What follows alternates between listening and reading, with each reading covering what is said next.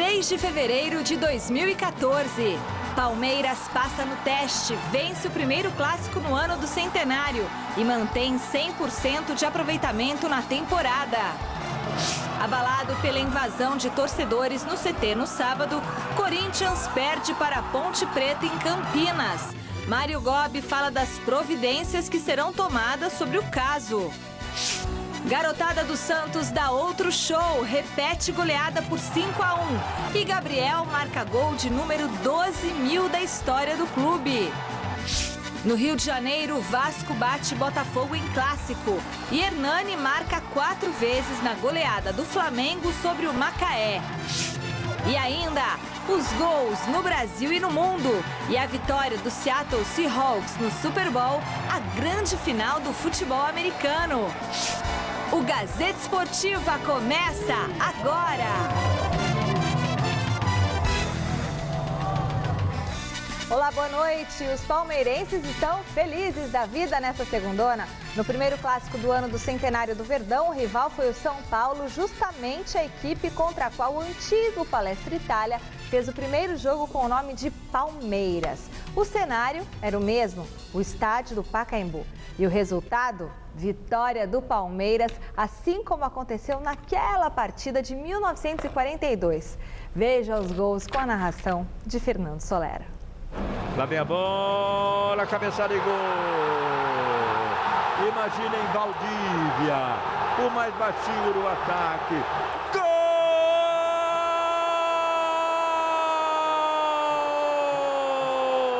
do Verdão.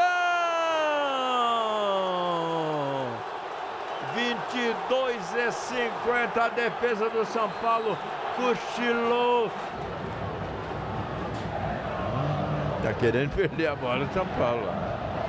Ó, e perdeu. Olha aí, Kardec, pênalti. Pênalti para o Palmeiras. Agora autorizado. 1, 2, 3.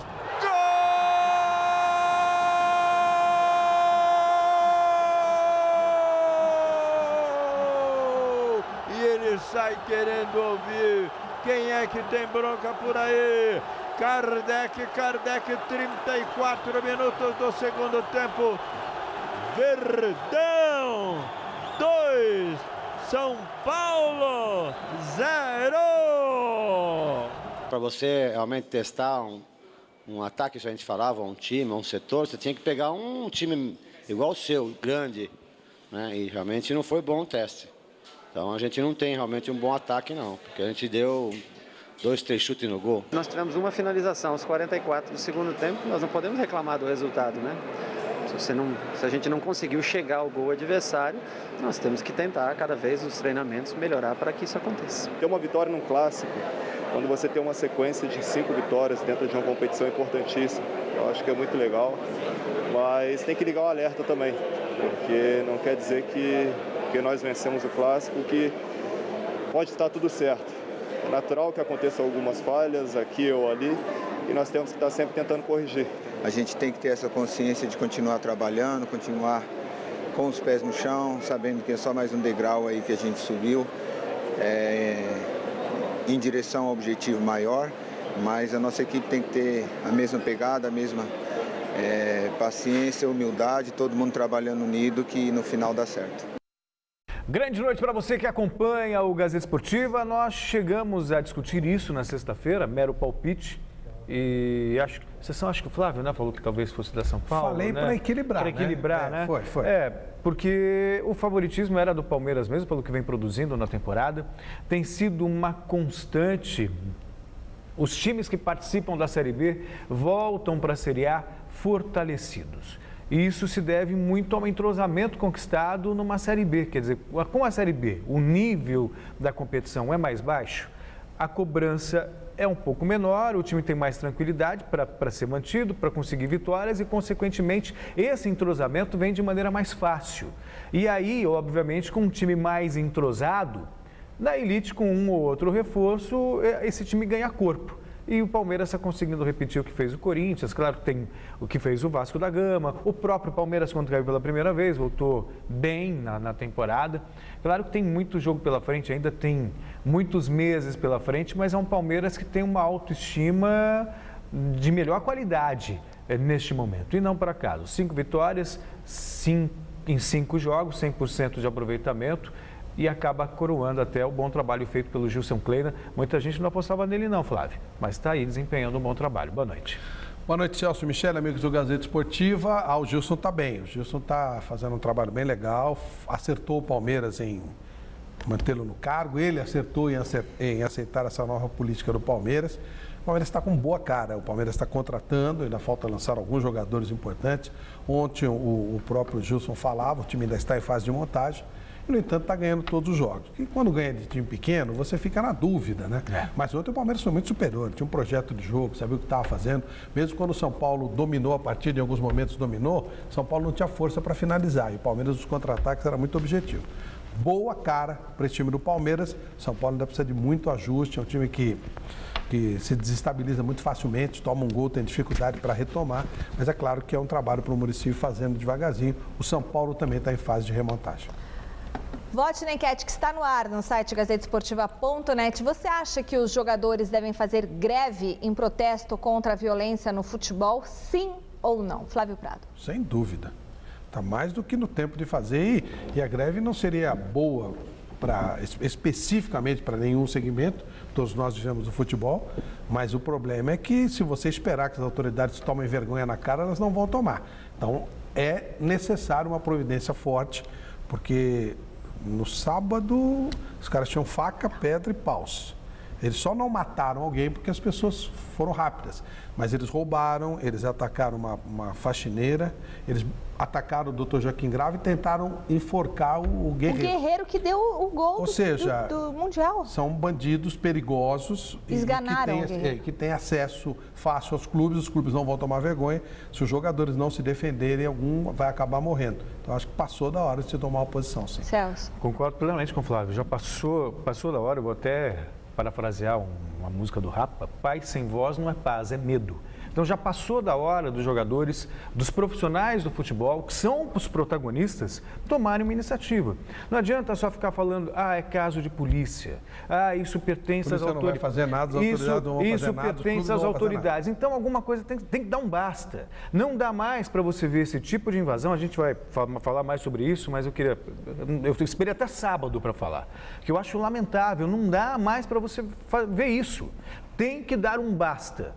E eu acho que uma greve pode ser o caminho, sim, para que os clubes criem vergonha e parem de sustentar esses integrantes que usam o clube justamente para cometer atos de vandalismo.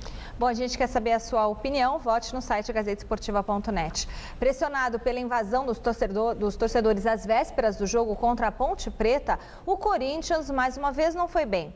Teve os zagueiros Gil e Paulo André expulsos e, além de perder o jogo, somou a terceira derrota consecutiva. Veja os gols com a narração do Celso Cardoso. Adrianinho, tá tudo bem com ele, voltou pro jogo. Belo lançamento, vem chegando a Ponte Preta, saiu o cruzamento, olha o gol, olha o gol, olha o gol!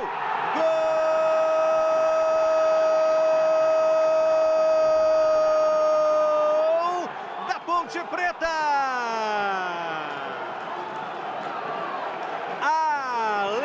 Alemão aos 3 minutos de jogo. Guilherme, saiu o lançamento, toque de cabeça, gol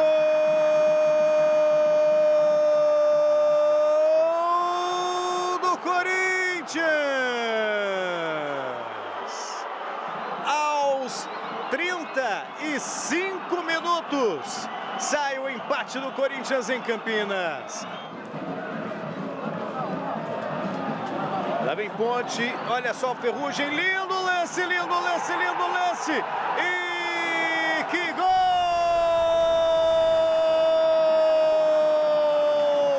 Da Ponte Preta! Aos 3 minutos, assim como aconteceu no primeiro tempo, a Ponte Preta marca o segundo gol aos 3 minutos. Não vamos transferir para a nossa atuação todas as justificativas ou buscar todas as justificativas para explicar aquilo que não conseguimos fazer pela terceira vez no Campeonato Paulista. Mesmo com todos os problemas, tomamos um gol a 3 minutos, fizemos um primeiro tempo muito bom, controlamos o jogo, criamos oportunidades, chegamos na frente, empatamos, terminamos muito bem o primeiro tempo, voltamos, agora vamos fazer a segunda parte. Tomamos novamente um gol a 3 minutos e aí o jogo já não andou, aí todo mundo tira uma casquinha quando a gente não está bem, né? O árbitro também fica fazendo de conta que não vê as coisas, não quis expulsar o jogador da Ponte, né? O número 5 no primeiro tempo, que não quis aplicar o segundo cartão amarelo, mas no Paulo André ele quis aplicar o segundo cartão amarelo. Então, todo mundo dá uma pisadinha quando a gente não está bem, né? O Corinthians ele realmente está vivendo um momento de transição. O sistema de jogo do Tite era um, do Mano é outro. E efetivamente eu lembro de quando trocaram o técnico da seleção portuguesa e perguntaram para o técnico novo que chegava se ele iria mudar alguma coisa. Ele disse, se for para cantar o mesmo fado, não precisava tocar o cantor. Então é claro que o Tite tem que fazer, o Mano vai fazer alguma coisa, alguma mexida, e está mexendo. Isso passa por um time um pouco mais acoplado, um pouco mais à frente, que perde um pouquinho a cobertura do sistema defensivo e fica mais vulnerável. Ainda não está adaptado lá na frente, naquela pegada. Quando for adaptado, vai melhorar, é normal que vai melhorar. Agora, com esses bandidos invadindo lá e quebrando o jeito de treinamento, que se você adquire treinando, complica mais a situação. E, pelo visto, o Corinthians poderá perder alguns jogadores, o Guerreiro, o Gil, qual foi o outro? O Ralf, manifestaram desejos de ir embora, depois de tudo que aconteceu no último sábado, e eu acho que eles têm total razão. Eu também acho. Não precisa ir muito longe. Eu me lembro que em 2000, o Corinthians tinha acabado de ganhar o título mundial, perdeu uma Libertadores nos pênaltis para o Palmeiras, que convenhamos pelo maior rival, teve uma invasão parecida no Parque São Jorge, e o Edilson, que tinha sido o principal jogador do Mundial, foi escorraçado do Parque São Jorge. Uma manifestação clara de ingratidão. E depois desse tempo, o Corinthians, muitos jogadores recusaram propostas do Corinthians por causa da torcida. Eu me lembro do Gilberto, que era do Cruzeiro, jogando no São Caetano, e tantos outros jogadores disseram não. Esse tipo de comportamento é um câncer para o clube. Essa história de que Palmeiras viveu também, essa história de que a torcida tem um time, isso não existe. Isso não existe. O Corinthians é muito maior do que tudo isso. E vou falar mais uma coisa. Achei fantástico que o Corinthians perdeu o jogo ontem. Vou explicar por quê. Porque talvez se tivesse ganho, essa centena de torcedores que invadiu o seu treinamento estaria se vangloriando. Olha, a nossa prensa deu certo. Isso muito mais atrapalha do que ajuda, falando do ponto de vista esportivo. Agora, do ponto de vista criminal, deveriam estar todos presos por invasão, por agressão, lesão corporal, né? Lesão corporal, por furto, roubo. É o que tinha que ter acontecido. Quer dizer, é inadmissível você ver todo mundo sair de lá como se nada tivesse acontecido. Eu só espero que o presidente do Corinthians não dedique o próximo Campeonato Paulista para eles, como fez no ano passado. 10 gols em 2 jogos. Este é o Santos, que depois de vencer o Corinthians por 5-1 na última quarta-feira, goleou o Botafogo na Vila Belmiro pelo mesmo placar e superou a marca histórica de 12 mil gols. Veja como foi. Na Vila Belmiro, a garotada do Santos fez mais uma vítima nesse Campeonato Paulista. Contra o Botafogo de Ribeirão Preto, o Peixe saiu na frente logo aos 4 minutos. Leandrinho deu belo passe e o garoto Giovânio, com tranquilidade, tirou o goleiro do lance e fez o primeiro com a camisa profissional. 1-0. Aos 12 minutos, o mesmo Giovânio fez boa jogada e foi derrubado dentro da área. Pênalti que Cícero cobrou e jogou para fora. O próprio Cícero não demorou para se redimir. Em contra-ataque santista, o meia recebeu passe de Giovânio e tocou com categoria para marcar 2-0. No início da segunda etapa, o Botafogo diminuiu após cobrança de escanteio. O goleiro Aranha não achou nada e a bola bateu em Hudson antes de entrar. Mas aí apareceu o Gabriel, que recebeu de Giovânio e tocou bonito na saída do goleiro para fazer 3-1 Santos. Aos 23, o mesmo Gabriel aproveitou o lançamento de Aranha e a bobeira da defesa para fazer o quarto do Peixe na partida. Gol histórico, de número 12.000 na história do clube. E não parou por aí. No finalzinho do jogo, ainda deu tempo para o estreante Rildo fazer boa jogada pela esquerda e tocar para Emerson fechar a conta. E que conta? Santos 5, Botafogo de Ribeirão Preto 1. Eu estou feliz com o desenvolvimento inicial do trabalho. Mas eu acho que tudo, para ter sentido na vida, tem que ter início, meio e fim. Nós estamos apenas iniciando, né? É um início promissor? É, sem sombra de dúvidas. Menos de 72, uma equipe fazer 10 gols contra um campeão mundial e contra uma equipe que está se preparando há 3 meses, realmente é uma tarefa difícil. Mas nós temos um caminho muito longo pela frente, que passa muito acima da empolgação que qualquer pessoa possa estar tendo nesse momento. O Leandro Damião deve ficar à sua disposição semana que vem, pelo menos essa informação que a diretoria do Santos traz para a gente. Aí eu te pergunto, sai quem para jogar o Damião, hein? Sai o Gabriel. Sai o Gabriel? Sai o Gabriel. Tá certo o Oswaldo de ter um certo cuidado, porque esse entusiasmo, essa coisa de 10 gols em 2 jogos, espetacular, legal, mas calma, né? Calma, porque você cria um patamar que é difícil de você manter. É início de temporada, né? Claro. Não, é bom tomar cuidado. Legal, é uma ótima sinalização do time do Santos. Vamos ver se o Leandro Damião efetivamente vai jogar. E se jogar, ele é um jogador que pode acrescentar algo ao time do Santos. Se bem que o Gabigol, a última coisa que ele está fazendo é decepcionar. Está indo muito bem o garoto até agora. É aquela história que muitas vezes o torcedor não observa. É começo de temporada. Na verdade, é uma pré-temporada se a gente for avaliar de maneira prática, porque eles treinaram 2 semanas e já estão jogando. Normalmente você levaria aí um mês de pré-temporada, fazendo exercício, depois alguns amistosos, para você poder sedimentar tudo, uma nova filosofia, um esquema tático. Então, assim como não dava para criar ilusões, ou melhor, não dá para criticar o Santos quando fez gol em último minuto para empatar, se me falha a memória, foi contra o Audax. Né? Depois, contra o Ituano, foi um gol no último minuto, a torcida já enchendo a paciência do Oswaldo. Também não dá para se iludir com 5-1 sobre o Corinthians, 5-1 sobre o Botafogo. São circunstâncias... Nem aquilo, nem isso. Né? Exatamente, quer dizer, com o tempo, com o trabalho engrenando, aí dá para você ter realmente uma referência plausível do que está acontecendo. Mas agora é muito cedo. Nem tanto ao céu, nem tanto à terra. Vamos com calma.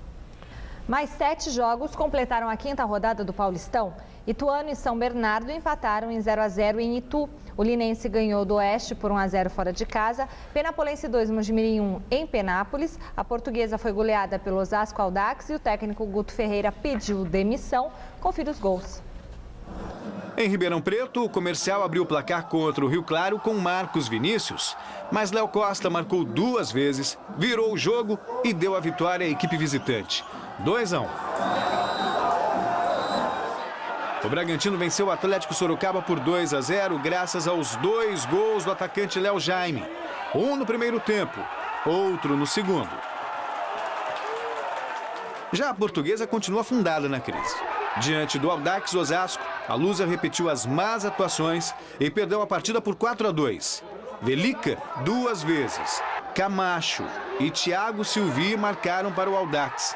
Henrique fez os 2 da Portuguesa. Na derrota, o técnico Guto Ferreira foi demitido. Argel Fux é o novo treinador da equipe. O Audax é um caso à parte. É uma delícia ver o Audax jogar. A Portuguesa levou um vareio, um baile. Negócio para tudo, toque de bola bonito. Você olha o Audax, você pensa que é qualquer coisa, menos time brasileiro. Parabéns ao Fernando Diniz e ao Audax. Palmeiras que abre o olho. Essa troca de passes que eles fazem com uma facilidade impressionante. Time compactado, um encosta no outro. Olha, beleza, viu? Não parece time brasileiro. É impressionante a facilidade como o Audax joga. E é bom a gente deixar claro que isso é fruto de muito tempo de treinamento. Não é do acaso. O Fernando está há 2 anos lá. Pois é, não é da noite para o dia. A gente tem vários exemplos. São Caetano do Jair Pisserni, quando estourou, era um time que jogava muito tempo qual é o jogador o Paulista de Jundiaí com Wagner Mancini, eram 3 anos de trabalho. O jogador mais importante do Audax é o Francis, aquele que jogou no Palmeiras. Ou seja, não é um time de grandes estrelas, não. Todos jogadores bons, aplicados, mas olha, é uma delícia ver o Audax jogar. Aliás, domingo tem um belo jogo, Palmeiras e Audax. Vai ser legal de ver, jogo bem bacana mesmo. Confira agora um show de gols pelo Brasil. No Clássico Carioca, deu Vasco em cima do Botafogo, tem a vitória do Inter no Gauchão e o Santa Cruz comemorando o centenário com vitória na Copa do Nordeste.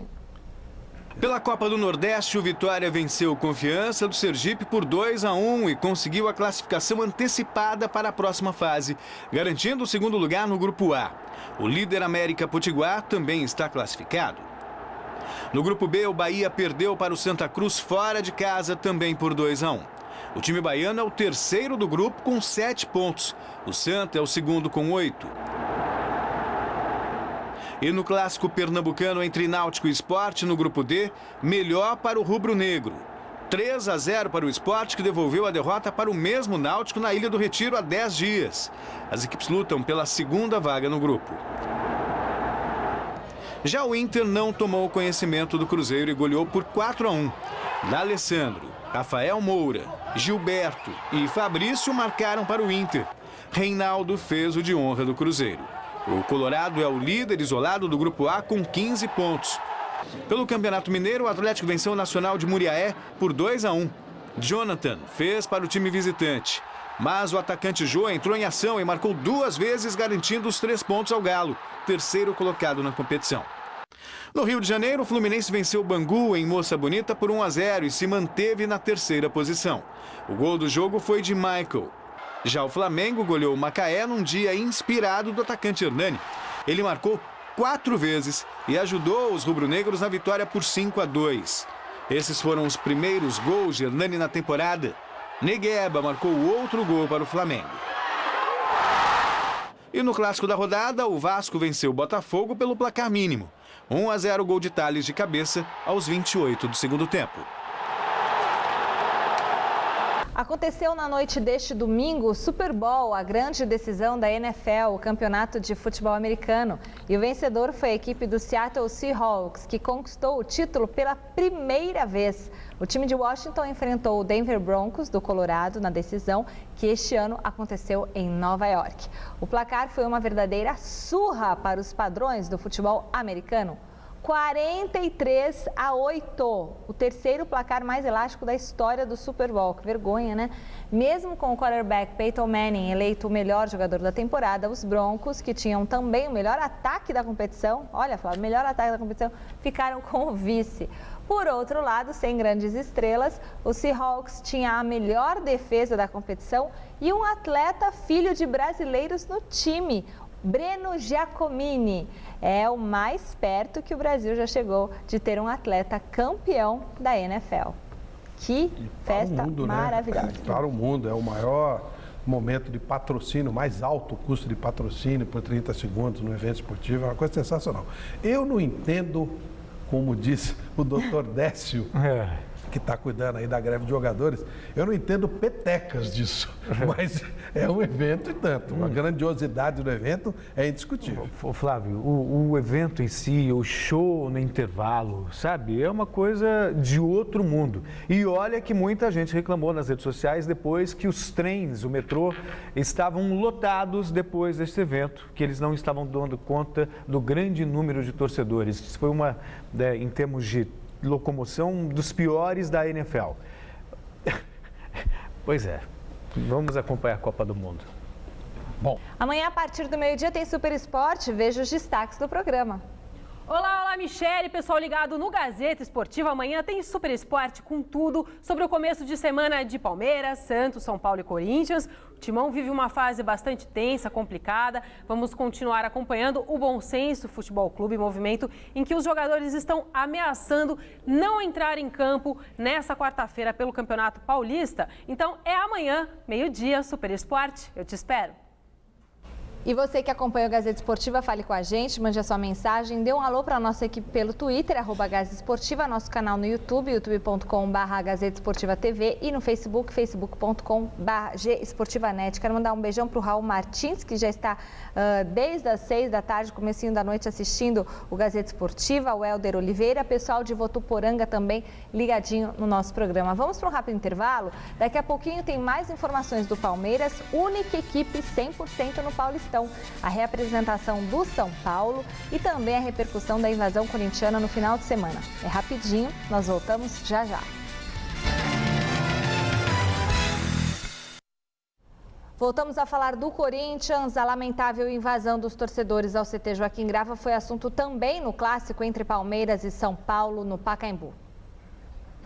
E depois dos jogadores do Corinthians terem sido agredidos no último sábado, o Campeonato Paulista pode até parar na próxima quarta-feira. Os jogadores estudam essa possibilidade. Não dá pra gente empurrar para baixo do tapete, né?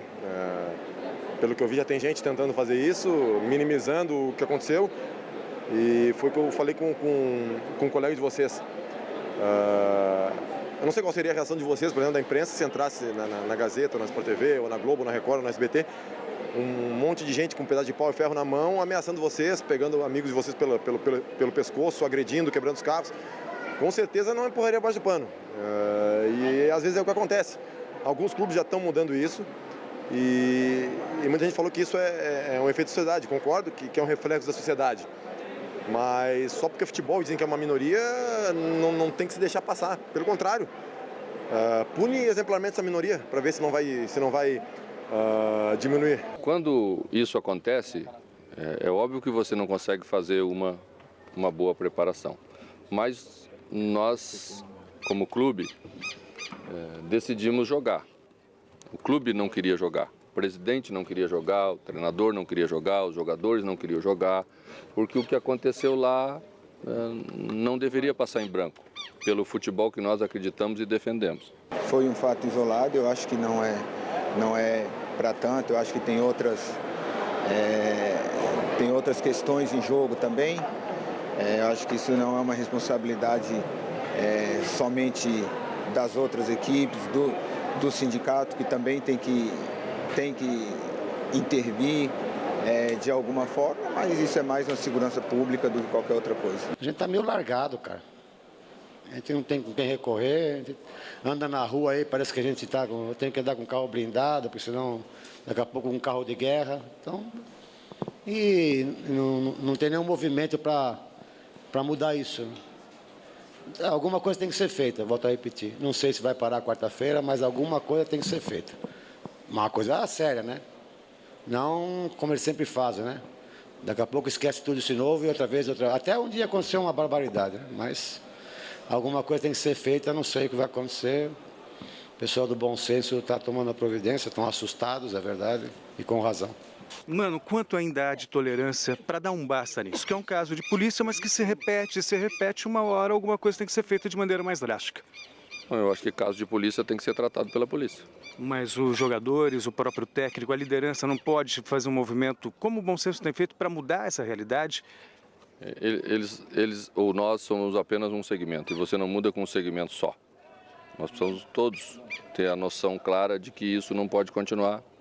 E aí sim tratar as coisas com cada órgão, em cada departamento que essas coisas se encaixam. Isso não te fez em nenhum momento repensar a profissão no Brasil? Até que ponto vale a pena tudo isso no futebol brasileiro? Repenso isso já há algum tempo, já manifestei em outras oportunidades que quando acontecem esses fatos você tem uma vontade muito grande de ir para casa. Porque não é esse o futebol que queremos e a cada degrau que se sobe na direção do inadministrável, porque cada vez mais a situação vai ficando grave, esse sentimento volta na mente de quem gosta de um futebol limpo, de um futebol onde todo mundo possa trabalhar, né, com respeito. Cercados de muita expectativa e alguma tensão, jogadores do Corinthians se reapresentaram esta manhã no CT Joaquim Grava. Veja na reportagem de Felipe Sboril. A coisa tá preta. No final de semana, uma invasão que transformou o clima no Corinthians. Esse é o retrato da violência do último sábado. O pôster que estampa a conquista da Libertadores, logo na entrada do CT Joaquim Grava, foi destruído. Na manhã desta segunda-feira, a segurança reforçada. Vários homens de preto resguardaram a entrada dos jogadores.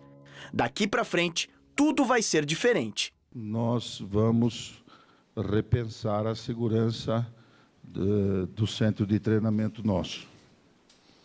Nós fomos pegos de surpresa nesses anos todos de CT e no período que eu fui diretor de futebol lá no parque.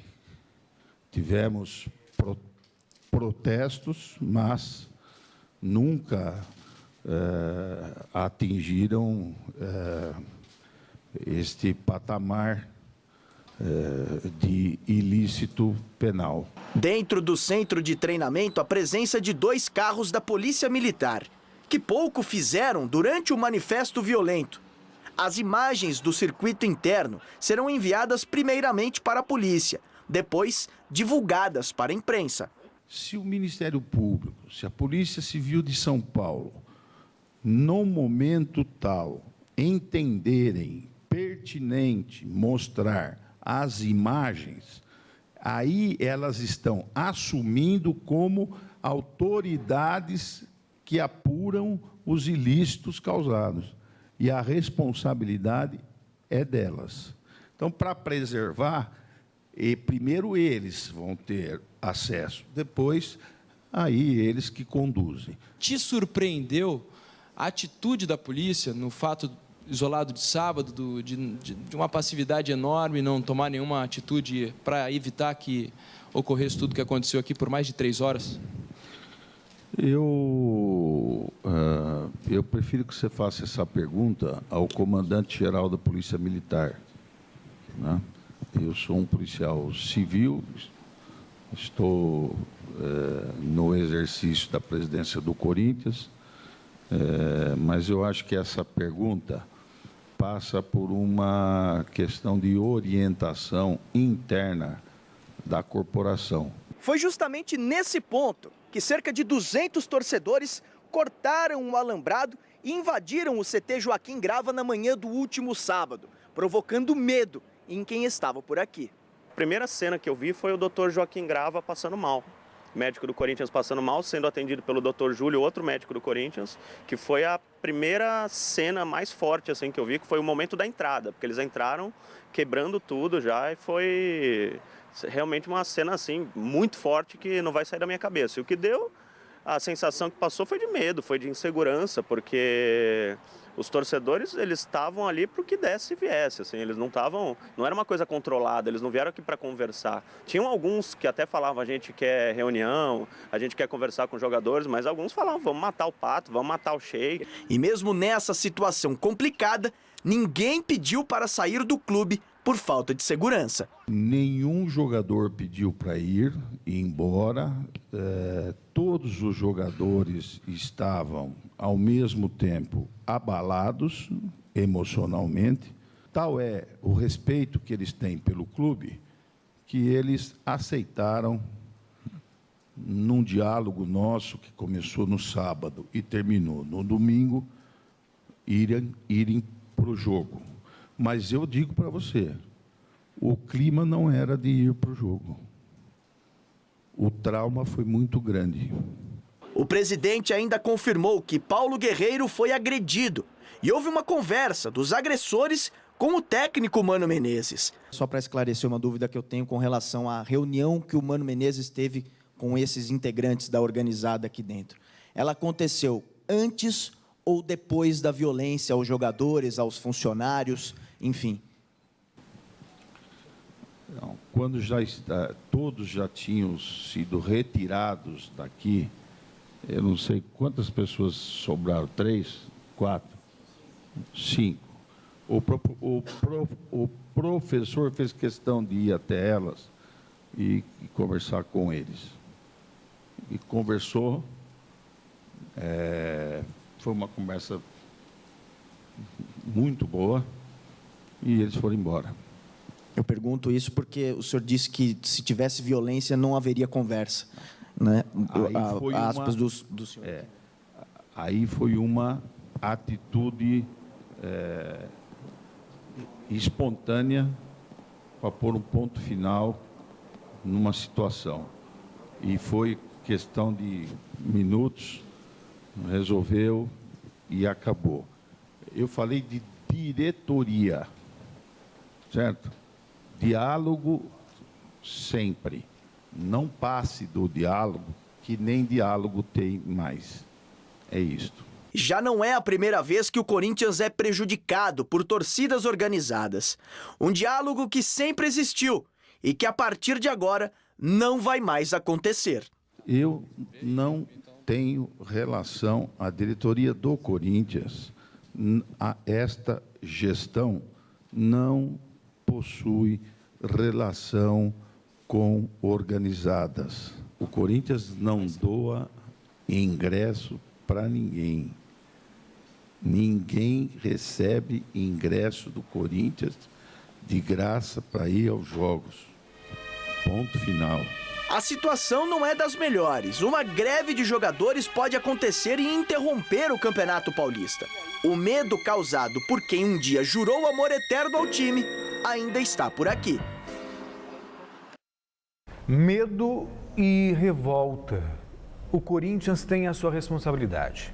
O Corinthians, como clube, ele é responsável pela segurança dos seus jogadores. Claro que nada justifica esse comportamento primitivo de centenas ou de uma centena de torcedores que acham essa centena acha que pode simplesmente, como é que é a música? Se não joga por amor, joga com terror. Terror é crime. Quer dizer, não dá para aceitar esse tipo de situação. E a gente está falando de jogadores, o Guerreiro marcou 2 gols no Mundial de Clubes da FIFA, um dos títulos mais importantes da história do Corinthians. O Emerson Sheik, embora não viva bom momento, marcou os gols da final da Libertadores. Quer dizer, cadê o bom senso, sabe? O senso de justiça. E o clube tem responsabilidade, sim, em tudo que aconteceu. Que história é essa de receber torcedor organizado para falar com integrantes da comissão técnica? Essa história precisa mudar, Flávio. Já passou da hora. Olha, o Corinthians precisa de um presidente com pulso. Não pode ter uma pessoa com esse tipo de postura, assustado, parece um cordeirinho, com medo dos caras, escolhendo palavras. O Corinthians foi agredido, foi vilipendiado. Os atletas, os trabalhadores do Corinthians foram roubados, foram atacados, foram assaltados e não é a primeira vez. E o presidente vem com essa postura. Ele só encoraja os caras. Outra coisa, o presidente que não dá ingresso para os torcedores. Quem é que leva os ingressos lá para as quadras do Corinthians para ser vendido? De repente até vende, mas privilégio total. Quem é que banca a viagem dos vagabundos para Oruro? Quem é que ficou urrando quando esses bandidos estavam lá presos? Inclusive, um deles estava lá no sábado. Não foi o seu Mário Gobi? Quem é que deu 700 mil reais para a torcida fazer carnaval? Então, como é que não tem ligação? Quem é que facilita os locais no estádio? O senhor Mário Gobi precisa ter coragem de assumir o que faz, pelo menos isso, já que ele não tem coragem de enfrentar os caras. O Corinthians precisa de presidente com mais pegada. Eu já vi o presidente do Corinthians, olha, Vicente Mateus e tal, era outra pegada. O presidente Mário Gobi está assustadíssimo, está dando até dó dele. O São Paulo começa a semana tentando esquecer o péssimo futebol apresentado na derrota para o Palmeiras. O foco agora é a recuperação no jogo da próxima quinta-feira contra o Paulista no Morumbi. A segunda-feira do Tricolor, você confere com o repórter Luiz Henrique Gurian. Olá, Michele. Vamos então de São Paulo, que perdeu a segunda partida nesse Campeonato Paulista. Mesmo assim é líder do grupo. Lembrando, a primeira derrota foi para o Bragantino 2-0 e o clássico para o Palmeiras também 2-0. Mas nada que tenha mexido com o dia a dia do Tricolor, não. Aliás, preparativos já para a partida desta quinta-feira no Cícero Pompeu de Toledo, Morumbi, contra um outro tricolor, o Galo da Japi, o paulista da cidade de Jundiaí. E aqui conosco o Maicon, um jogador sempre muito importante nesse time do São Paulo, dizendo desse novo momento. A transição é complicada, não é, Maicon? Sai de uma temporada, começa outra, ainda vem o Pogon, o Souza deve chegar nas próximas horas. É sempre complicado, mas a gente já jogou aí 5 jogos, acho que já passou da hora, né, da gente dar uma engrenada, como o professor Muricy vem pedindo. A gente fica chateado pelo resultado, né? Clássico é sempre importante a gente vencer para dar mais moral, mas ainda tem muitos aí pela frente. A gente sabe que vão ter jogos difíceis antes de outros clássicos, então a gente tem que voltar a vencer o quanto antes para a gente ter tranquilidade durante o campeonato. E justamente essa palavra tranquilidade é aquela que nós usávamos há pouco. Hoje não teve incômodo de torcedor aqui, exemplo do que aconteceu no Corinthians, um fato muito desagradável, e fala-se na possibilidade de uma paralisação do campeonato para essa rodada de número 6. O que já chegou ao seu ouvido? Qual a sua opinião? Então, isso aí é complicado a gente opinar, né? Acho que as pessoas responsáveis têm que analisar toda a situação e decidir o que vai acontecer. Eu acho que o que não pode é acontecer isso outras vezes, né? Torcedor invadir o CT, porque é uma situação complicada. Obrigado, Marco. Falou, um abraço. São Paulo volta a trabalhar aqui no seu centro de treinamentos amanhã, às 9 horas da manhã. Depois tem mais um treinamento na quarta-feira. E aí sim, quinta, 7h30 da noite, no Cícero Pompeu Toledo, Morumbi. São Paulo joga no Morumbi ou joga no Pacaembu.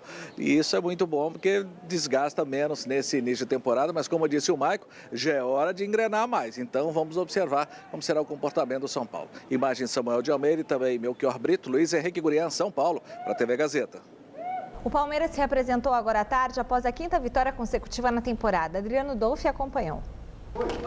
Quando Lúcio entrou na sala de imprensa, ele sabia que falaria um pouco do ex-clube. A vitória de 2-0 seria uma resposta aos que disseram que o zagueiro tinha depressão, era ruim de grupo e vivia péssima fase técnica. Eu não interpreto dessa forma. Não tenho que dar resposta para ninguém, não tenho que provar nada para ninguém. Foi importante, sim, para mim, como jogador do Palmeiras, poder representar bem o Palmeiras, ver o estádio lotado e a gente poder fazer uma boa partida e sair com a vitória. Isso sim foi válido. Isso para mim é satisfatório, isso sim eu levo em conta. Mas resposta para ninguém de forma alguma. Lúcio hoje é a imagem e semelhança do próprio Palmeiras. Time e jogador que viviam 2013 sob desconfiança. Acho que dúvida no futebol sempre existe. E nós, jogadores, temos que estar provando a cada dia. Quarta-feira vai ter outro jogo, domingo tem outro clássico mais na frente. Então, se a equipe não for bem, começam os questionamentos novamente. Mas a relação é bem parecida, claro, porque eu venho de um ano difícil, o Palmeiras também, então, sem dúvida, juntou uma coisa com a outra e graças a Deus. E a confiança na academia de futebol está em alta mesmo. Futebol é momento, é no dia a dia, a gente tem que estar provando. O ontem só serve para a gente avaliar o trabalho, mas não de confirmação. Mas hoje que é o dia importante, cada jogo é o jogo fundamental, que tem que ser encarado como o jogo da nossa vida. Então, no dia a dia, a cada jogo, a cada partida, que a gente tem que estar mostrando. Lúcio não tem nem um mês de Palmeiras. Ele entrou na equipe com poucos dias de treinos, graças à lesão do zagueiro Thiago Alves. E a relação dele com o técnico Gilson Kleina é resumida em uma palavra: confiança. Estou muito feliz por encontrar um treinador assim de muito caráter, um treinador realmente que é sincero com seus jogadores. Eu acredito que isso, para mim, é fundamental. E foi fundamental durante toda a minha carreira, durante os anos que eu tive na Europa, os treinadores que te falam a verdade e acabam te ajudando. Muitas vezes com críticas construtivas para a melhora do seu futebol. Muito bem, resultado final da enquete do site gazetesportiva.net. Os jogadores devem fazer greve em protesto contra a violência no futebol? Sim, 99% dos votos. A Gazeta Esportiva de hoje termina aqui com uma homenagem ao grande Santa Cruz de Pernambuco, que completa hoje 100 anos de existência, com uma das torcidas mais fiéis do Brasil, que mostra a cada jogo que o amor por um clube não tem divisão. Nós voltamos amanhã a partir das 6 da tarde. Parabéns ao Santa e aos seus torcedores. Boa noite. Entendi corretamente? 99% de apoio à greve? Exatamente. Que coisa, hein? Nos vemos a seguir no Jornal da Gazeta. Parabéns, Santa Cruz. Até já. Boleirada, enfia o pé. Só vocês podem resolver. Santa, muito legal. Um abraço. Tchau.